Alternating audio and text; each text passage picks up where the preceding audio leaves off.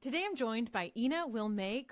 She is a professional cellist and innovation coach.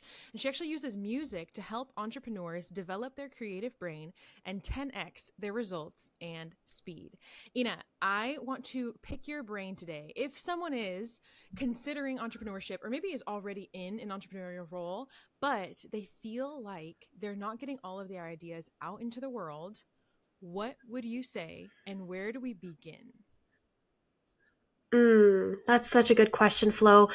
And first of all, I just want to say thank you for the opportunity to chat with you today. I've been looking forward to this all day. So, to answer your amazing question, is I would start with the unique purpose you have on this earth. When we know our own unique purpose, then we can actually take action in a way that we can trust. So, one of the main things that entrepreneurs struggle with at every level, so whether you're considering starting a business or if you have a business, is trusting your own ideas and trusting that your ideas are actually going to give you that result that you're looking for. So, if we start with your unique purpose, find that out first. What were you put on this earth to do? Then we can attach those ideas to that unique purpose, and then everything is connected to your bigger goal. So that's really where I would Oh start. my gosh. Okay, so how do I start figuring out my unique purpose? Hmm. Well, we have to look at two things. We look at your passions and we look at your past. So, your passions could be anything that you would love to do, that you would do even if you weren't paid for it. That's often how I describe passions to entrepreneurs because they're thinking, I need to be paid for this like yesterday. They want to be paid for it. That's very urgent in their minds. But if we can find out what is that passion that lights them up, then we can raise the dopamine levels in their brain. And then we look at their past experiences. So I actually did this exact process 5 years ago when I first became an entrepreneur. I looked at my passions. I absolutely adore performing the cello in front of a live audience. That was a passion. So I started figuring out, okay, how does this translate to other people? How can I really make this more scalable because my time is limited? So then I thought, well, what if I help people, specifically entrepreneurs, actually benefit from my experience as a musician and then still have them have that same effect that people do after they hear me perform, kind of in a coaching environment. So that was the passion. And I looked at my past. I've been playing the cello for 20 years now. And investing all of that time and energy and money and all of the training, I knew I had to do something with the cello. So for me, they happen to line up, but there's actually a way that we can take things that you're passionate about and the things that you've spent a lot of time training up, like your expertise, your skills from your past, and combine them so that you find your unique purpose. We actually use creativity skills to do that because creativity is actually taking two things that are seemingly unrelated and connecting them Is that together. the definition of creativity or is that your view of it? At its core, based on all the research I've done on creativity, that's like the most basic definition that I've found that aligns with every single area of That creativity. makes so much sense. Wait, say it one more time. Yes, so creativity is taking two previously unrelated things and connecting them Okay. together. Do you have an example of something that anyone listening to would be like, yeah, I can understand how those came to be, but I never thought of them as being Yeah. unrelated because I'm so used to them being in our world. Yeah, that's a good question. Well, I always think of music related things, because that's one of my expertise areas. So if you're in the car with your kids, you're on a long road trip, music can actually bring you together as a family. So music is seemingly unrelated to family dynamics. Like you'd think that they're unrelated. Now, this is something most people would think are related because we're used to seeing it, but we've put them together and then that brings families together. And this is actually a way that you can learn how to sell your offer to someone regardless what their problem is. So once again, taking the example of music, how this can work is I was on a sales call a couple of years ago with a guy who really wanted to make sure that the summers that are left with his kids were worth it. that he could really connect to his daughter. His daughter was 11 years old at that time, and he knew she was going to become a teenager. And he just had this deep desire in his heart to make every summer count. He had 7 summers left. So what he did is he started the cello alongside with his daughter. And because music, when played in a live setting, actually makes the brainwaves sync up, he was able to fulfill that goal of connecting to her on an emotional level where they created core memories each summer playing the cello together. So that was a seemingly unrelated thing. Like, how can playing the cello, like learning this skill, actually help him have core memories with his daughter that she'll remember for a lifetime? We put it together. So that is how we connect your past and your passions together. Everything is connected when we start looking at it. Oh my gosh, I agree 1000% that there is like no accidents, no coincidences, and nothing good goes to Yeah. waste. Like everything can Yeah. be used when it comes to Mm-hmm. really bringing your mission and your purpose to life. Can you talk a little bit more Yeah. about that process of idea to innovation? And you also, we were talking earlier Yeah. and you said something that what's the difference between being did you say a creative and an innovator? Mm-hmm. Yes. So it's all connected once again. Both of the topics you just brought up. So the going from idea to income is connected to going from an idea to being a creator to being an innovator. Okay. And I'll explain how this works in a second. Let's look at the creator to innovator first, because that'll kind of set the foundation. So I would consider, like, if you're an entrepreneur and you have a business, you'd probably think about yourself as pretty creative. You probably don't have a lack for ideas. You probably don't think you really need more creativity. In fact, maybe your creativity distracts you sometimes from being laser focused on the goal, because every idea is a brilliant idea and you just want to do it all. And the cool thing is when you have the right skills, everything can work. In fact, Flo and I are in the same program for sales skills, and they teach us when you have sales skills, everything works. You could do freebies, you could do a challenge, you could do like any kind of marketing strategy, and it'll work because you have sales skills. But here's the thing, when we have every idea that can work, what do we focus on? And how do we actually create a result that'll serve the community? Innovators are people who take their ideas and put them out in the market. They are paid for their ideas. They're people who have reached that 4th level of wealth creation that I don't know if anyone listening is familiar with Myron Golden, but he teaches that the 4th level of wealth creation, the last one, is imagination. It's where you're paid for your ideas. You make money off of your ideas and your income. So your money makes money for you and your ideas make money for you. So innovators are people like Steve Jobs, Steve Wozniak, Elon Musk, Bill Gates, like people who have built these massive, massive businesses that really serve people. They have served so many people that they have reached complete financial freedom. So when you are a creator, you just have ideas. You have tons of ideas, and maybe you're even distracted by those ideas at times, like they take you off mission. When you're an innovator, you have a way to capture the ideas in an actionable way, and every idea is acted upon.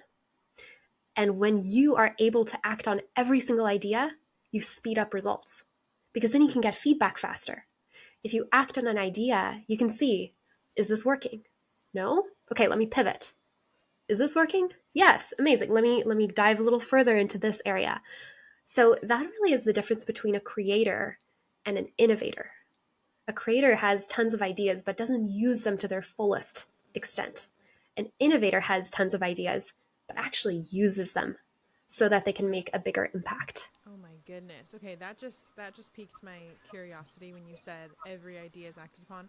Obviously, probably like the really good, well-developed ones, instead of like falling into shiny object syndrome. So like knowing how to narrow down what is the idea to act on, but knowing how to take it from start to end. I would love to hear if you have any more wisdom to share on that.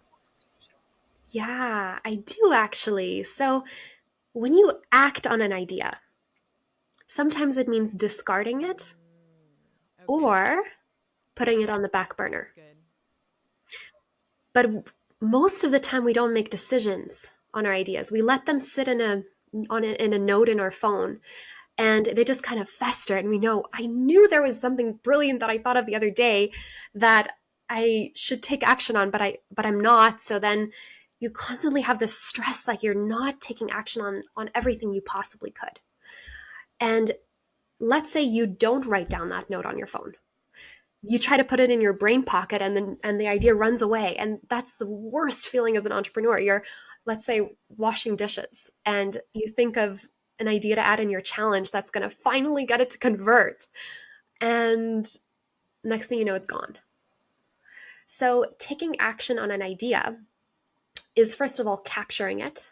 So we have to set up a system to capture ideas where we can retain the fire of the idea. So that's really our first step. So we want to capture the idea. So not just in a note on your phone where it's going to go to die, but in a place where we look at it frequently. So in one of my programs, I actually teach exactly how to capture the idea so that you can still have that same enthusiasm and fire when you initially had it. So the idea capturing technique is really important because imagine you have an idea on a walk and you're maybe 45 minutes away from home. You go to sit down at your desk and you're like, was that really such a good idea? Was that actually a good idea? When in fact it was. It's just you didn't notate it in a way where you captured the fire. So if we capture the fire of the idea, the instant we have it, and when we take action on it, the people we're serving with that idea are going to feel that too. So as a professional cellist, this is where actually this idea comes from. On stage, if I feel a certain emotion, it comes through in every note I play. So if I'm feeling anxious, the audience is going to feel anxious too, because music connects to our limbic brain. It's the part of the brain that has no capacity for language. It feels emotion. So if I'm feeling anxious, it's coming through in my music. But if I'm feeling calm and confident and excited, that's also going to come through in the music. And then the audience is going to feel the same. Now, if we imagine you performing as you're writing out your newsletter or your sales email, or you're recording a YouTube video, or even like what we're doing, recording a podcast episode, all the ideas I'm presenting in this moment, I have captured using this technique. And I still feel that same dopamine rush of each idea as I'm communicating it. So that is why you, as you're listening, you're feeling the same fire and excitement for these topics, because it's happening in real time. It's almost like I'm having the ideas as we're talking, and it's being communicated at the same time. So it's like innovation happening as you're listening. So interesting. So what would you say to someone who's like, first of all, that notes graveyard is so real, of it being like, yeah, there's 54 notes in my phone, and then I'm gonna go back and open it, and you read it, and you're like, what did I mean? But I was reading through some old notes the other day, and I was like, I don't know what I was trying to say, but clearly I was excited about it, but I can't act on it. I can't act on it because I didn't put it down in a way that would make sense. What about someone who is like hesitating a lot? Like maybe they've captured it and they're like, I'm really excited about this. I think that this makes sense. I think that this would change people's lives. I think this would make the world better. But what if it's dumb? Like, what if it's something that wouldn't help people? What if they're like struggling with a lot of doubt around their creativity and the innovation that they want to bring into the world? That is so real, first of all. And I just want to know that if I could give you a hug and tell you that you've got this, then I would. And hopefully that comes through in my voice, because what we want to look at, if you're feeling that way, is what's the story you're telling yourself, first of all? Because the most important thing we say is what we say to ourselves. So if your verbal language, like your story, your dialogue in your mind is constantly one of doubt and self-deprecation and just simply not thinking you're good enough at your core, like your identity, then every idea you have, you're not going to trust it, whether you write it down the correct way or not. So for that, we'd have to continue looking at your unique purpose. it always comes back to the unique purpose. When you find your unique purpose and you're living there, where every action you do, every minute you spend really is in that area, or at least 80% of the time you're in that area, then you can't help but start trusting your ideas. I'm going to tell you a little bit of a story of the first launch I ever had versus the one that I just completed to show you the difference here. It's like a completely different Ina we're talking about here. So let me see, 3 years ago, I had the idea to do my first course. It's called Simply Sound Foundations of Cello. I adored the name, I adored the idea, but I was feeling like there's so many other cello courses out there. Why would mine be successful? And the reality is it took me 10 months to actually start talking about it, to actually start selling it. So this was October 2021, and it didn't launch until July 22nd, 2022. So a whole 10 months or 9.5 months later, it launched finally, and I only had 3 people sign up.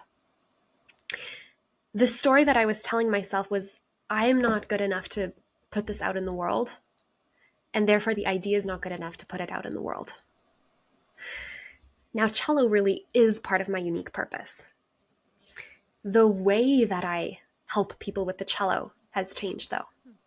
So no longer am I just teaching people how to play the cello, the practicality of it. What I'm doing now is I'm transforming your brain so that you can live in your unique purpose. So that is starting to become my unique purpose. And in comparison, I recently completed a launch where I went from the idea to selling it for 17 times more than that first launch in just 22 days. That is the difference between living in your unique purpose where you're trusting your ideas and then putting them out in the world to see, can I run with this? Like having so much courage to just do it, put it out in the world. Yes, I was afraid. I was very scared many times, but I kept going back to, I feel this calling on my heart to work with entrepreneurs in this very specific way. And because of that, in just 22 days, I was able to go from idea to income. So that really is the story that I hope inspires you to take action if you feel a calling on your heart. You won't know if it's a good idea until you put it out there, because you want your ideas to serve people. Zig Ziglar actually says you can have anything you want in this world if you help enough other people get what they want. So maybe your idea doesn't help them get what they want. It's okay. At least you tried. The person who doesn't put their ideas out is no better than the person who does not have ideas. Real. So put them out there. Like today, the second that you're done listening to this episode, take one idea you've been thinking about and talk about it on Instagram stories. It disappears in 24 hours. It's like the most low pressure way to just put it out there. In fact, if you ever hop on my stories, it's usually an idea that I had like 20 seconds before, and I'm like just trying to formulate it. I don't write out any kind of scripts for Instagram stories. That's kind of my brainstorming place. And then I can immediately get feedback. Is this working? Am I getting more feedback or more engagement on this? And then I go and record my long form content based on the feedback I'm getting. So we always want to have lots of feedback loops. The more feedback loops you can get, the more information you have. And then there has to be that balance, like what James Clear says. Most of the time, people don't need more information. They just need more courage. So we have to have a balance of how much information you're getting and how much courage you have. But the more courage you have, the more information you can get so that you know what your next action even is. So good. As I'm like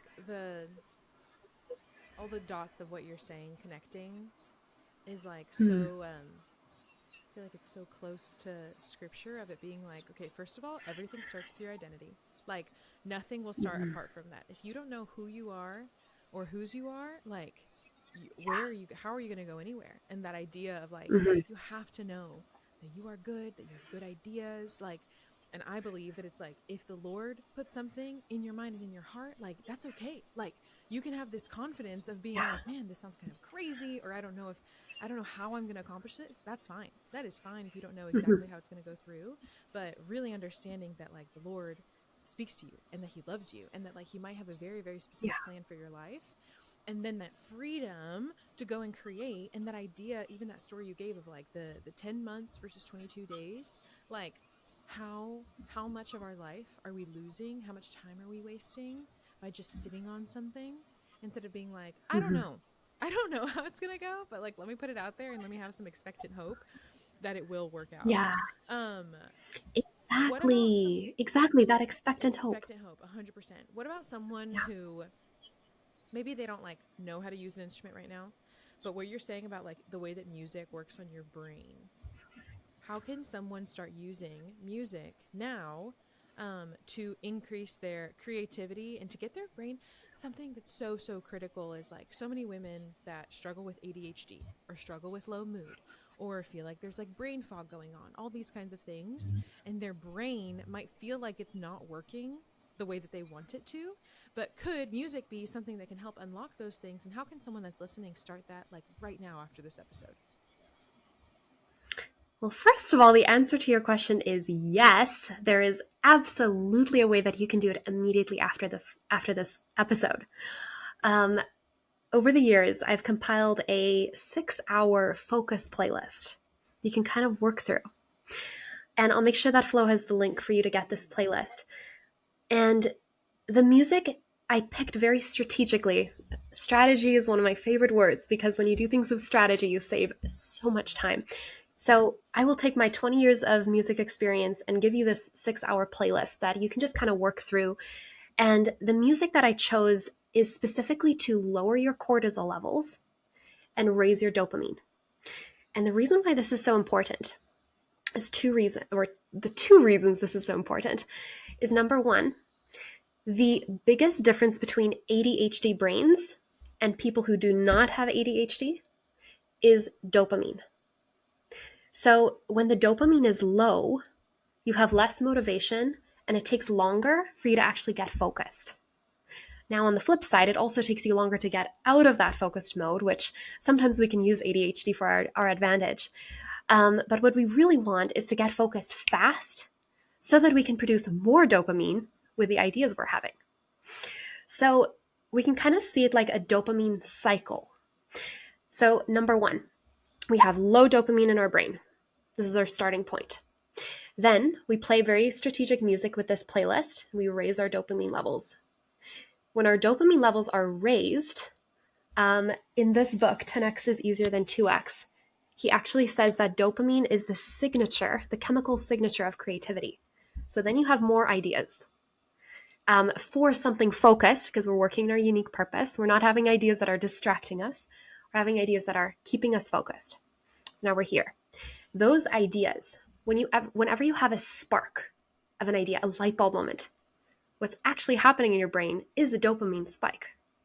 So then we go to here. We're at the highest level of dopamine, which means that you're in a super focused mode. So now your brain fog is gone because we've elevated your dopamine on 3 different levels. We're actually using the very thing that you're struggling to stay focused in as the thing to raise your dopamine levels so that you can stay more focused. And then the amazing thing is that music can actually raise your dopamine levels by 9% to keep it elevated for 24 hours. Oh. So it's like that work session. Let's say you do a 2-hour work session, listening to the first 2 hours of that playlist. That's going to actually spur your motivation for the next day because it stays raised for 24 hours. So we combine that with your chronotype, which is your circadian rhythm of energy cycles, which I'm sure Flo knows so much about. We take that and we actually create some creative rhythms where every day we have a creative rhythm happening at the same time using specific music. So we have dopamine cycles happening on a daily basis. And then this gives us 10x results because we're getting 10 times more done in that 2-hour block than we could have ever because we've set the environment, your internal and your external environment. And I know that that's really what you want when you're working, is you want to stay focused, you want to feel energized after the focus session, and you want to be able to do it again So good. every day and be energized by your Oh my work. gosh, so good.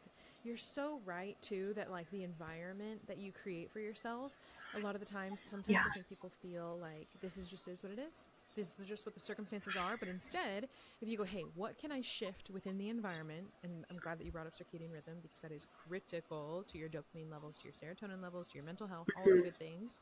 And for you to know that there's strategic changes that you can make within the environment that will actually kind of catapult and be a catalyst for the kind of Yes. creativity that you need. Can you give just an example of what you mean when you say rhythms of creativity throughout the day? Is that like listening to certain music at certain times of day?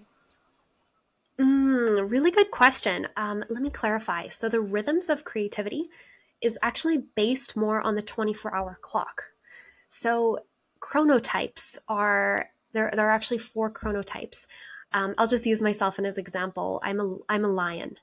So for lions, I love waking up at around 4:30 a.m., working for 2 hours immediately, and then my energy kind of wanes from there.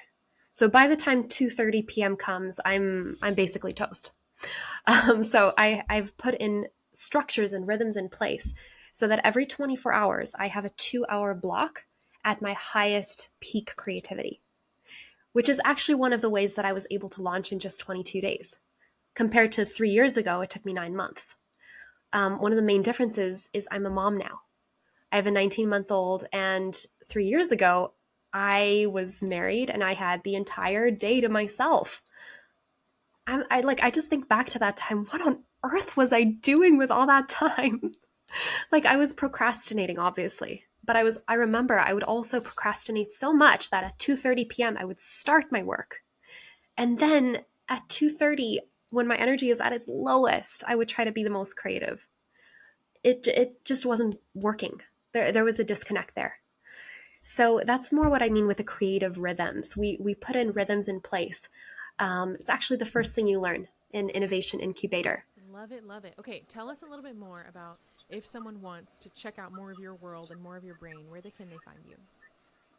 Yeah, so I post most of my content on Instagram and YouTube. So that as I said, my brainstorming will happen in the stories. So if you ever want to check out what ideas am I working with, see if any of my ideas are resonating with you, hop on my Instagram stories, listen to that. And then the YouTube channel and podcast is my long form content. So the channel is called Cello Brain, the Cello Brain podcast. And I absolutely love connecting in the DMs. That's one of my iteration cycles for ideas is conversations. It's one of my 5 core creative habits that you'll learn in the program. So conversations, so that I can serve you where you're at. That is my mission, is to serve you where you're at so that you can grow to where you want to be. And the best way to let me know where you're at is really an Instagram DM. So you can actually just hop on DMs and even just say the word podcast or send me your name. I'd love to get to know you. Um, yeah, that's the best way to find me. And then I'll make sure that Flow has the links to that, as well as the link to my challenge. That is one of the easiest places to start learning some of this. It's called the 10x Your Creativity Challenge. I run it on a monthly or every other month cycle. Once again, one of those creative rhythms I have in place. And that is how you can start learning how to 10x your creativity using these strategies. Love it. Love it. Love how much time you've taken to understand the brain. Love how you're bringing the cello in. I played the cello for 8 years, and I still say that What? so much of learning music, I think helps set a foundation for how I saw the world. And there's so many things that I wish I did better, that I took advantage of when I was Mm, still playing back then. And then anything about rhythms and circadian rhythms and knowing that your brain and your body mhm. has this cycle. So if you can just lock into it, it will change not just your life, but the lives of people around you. Thank you so much, Ina, for all of your Yeah. wisdom. And I cannot wait to see what people come up with and what else you're going to be working on this year. Thank you, Flo. This was so fun. Love it. I hope you enjoyed this episode. If you did, go ahead and drop a comment. And if you want to check out Ina, I will leave all of her information in the show notes. Have the best day, and I'll see you guys next time.